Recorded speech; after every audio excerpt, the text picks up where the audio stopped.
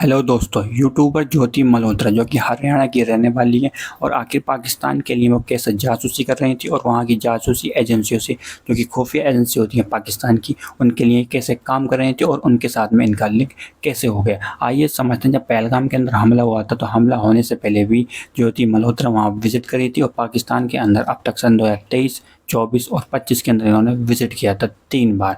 उसके बाद में हम बात करते हैं कि इनकी जासूसी जो करी थी इन्होंने वो कैसे कैसे करी थी। आइए समझते हैं कि जांच एजेंसियों के मुताबिक सन 2023 के अंदर जब ये पाकिस्तान के उन्होंने दौरा करा था, वहाँ पर ये विजिट करी थी, तो इनकी जो मुलाकात होती है हाई कमीशन दिल्ली के कार्यकर्ता एहसान उर रहीम उर्फ दानिश। अभी दानिश जो वर्ड है, आप इस चीज़ को हेडलाइन कर लें, ये बहुत इंपॉर्टेंट है। आपको ये समझना चाहिए कि दानिश जो है खुफिया एजेंसी है कि बहुत बड़े एजेंट हैं जो पाकिस्तान के अंदर, जो कि ज्योति मल्होत्रा इनके साथ में रिलेशन में भी दिखाई देने को आपको वीडियो देखने को मिली होगी। प्लस इनके साथ में इन्होंने ट्रिप भी करी थी, काफ़ी ज़्यादा इनके बीच में इनका कॉन्टैक्ट भी रहा था। तो इस चीज़ को आप समझिए कि दानिश खुफिया एजेंसी की वो एजेंट हैं जिसकी ज्योति मल्होत्रा इनके साथ में इनकी मुलाकात होती है। और दोनों को मिलने के बाद के अंदर और आगे चलने के बाद में जो ये नाम होता है एजेंट साकिब और राणा को सवाज को, ये अपना नाम को सिर्फ जो फ़ोन में सेव करती है जट्टा रंधावा के नाम से सेव कर लेती हैं। जो व्हाट्सअप, टेलीग्राम, स्नैपचैट के जरिए से ये कांटेक्ट में रहते हैं। यानी कि जो ये खुफिया एजेंट जो दानिश हैं,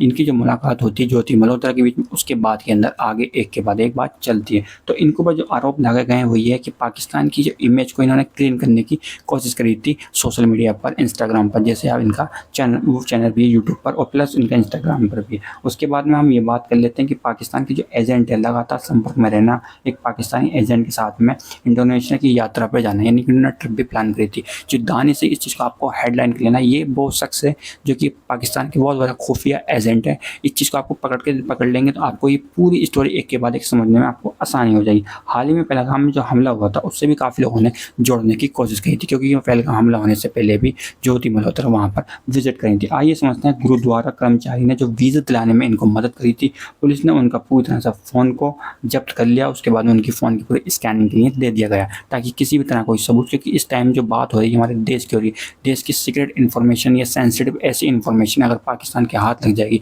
फिलहाल में आपने देखा होगा कि पाकिस्तान और भारत के बीच में काफ़ी ज़्यादा जो युद्ध भी हुआ था और जो सिंधु ऑपरेशन सक्सेसफुली भारत ने पाकिस्तान के खिलाफ में 9 जगह को अटैक करने के बाद में हिट कर दिया था। तो उसके बाद में काफ़ी ज़्यादा देश की में जो दूरियां, तनाव ये बढ़ती जा रही हैं। तो इस टाइम में किसी भी तरह की सीक्रेट इन्फॉर्मेशन को बहुत बड़ी इंपॉर्टेंट हो सकती है, क्योंकि एक इन्फॉर्मेशन पाकिस्तान के हाथ लग जाए तो काफ़ी बड़ी देशों के बीच में गड़बड़ी का सामना हो सकता है। क्योंकि भारत के कोई भी सीक्रेट इन्फॉर्मेशन या सेंसिटिव इन्फॉर्मेशन पाकिस्तान के हाथ में जाएगी तो उसका गलत इस्तेमाल बहुत ज़रूर करेगा। आइए समझते हैं कि इसके ऊपर जो यूट्यूबर ज्योति मल्होत्रा इनके ऊपर जो सज़ा दी गई है वो किसके तहत दी गई है। यानी बात करें इनको जो IPC धारा के सेक्शन जो है 152 और ऑफिशियल सीक्रेट्स एक्ट की धारा के साथ 3, 4, 5, इसमें क्या होता है कि इनको इस केस को पूरी तरह से दर्ज कर दिया गया और मामले की जांच के लिए इनको 5 दिन के लिए रिमांड पर दे दिया गया है, पुलिस की रिमांड पर, जिसके अंदर खुफिया एजेंसी इनसे मुलाकात कर रही है। उसके बाद में दानिश जो आपने पहले मैंने कहा था, इस पॉइंट को आप हेडलाइन कर लें, तो उनसे भी काफ़ी ज़्यादा इन चीज़ के बीच में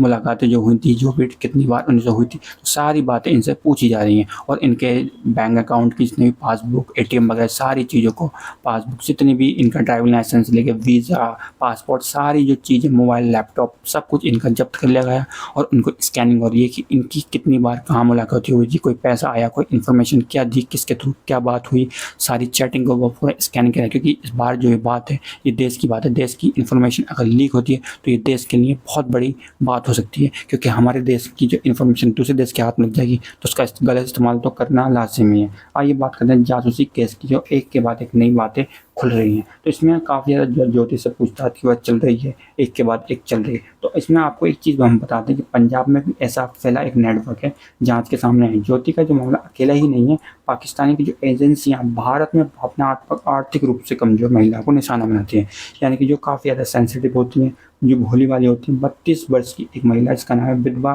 गुजाला, इस तरह की ये जाल में फंस जाती है कि दिल्ली के पाकिस्तान हाई कमीशन का दौरा किया, जहाँ पर उनकी मुलाकात दानिश से हुई। यानी कि दानिश अगेन वो शख्स हैं जिनकी मुलाकात ज्योति मल्होत्रा से होती है। यानी कि दानिश जो वर्ड है, इसको आप हेडलाइन कर लें, आपको समझ में आसानी।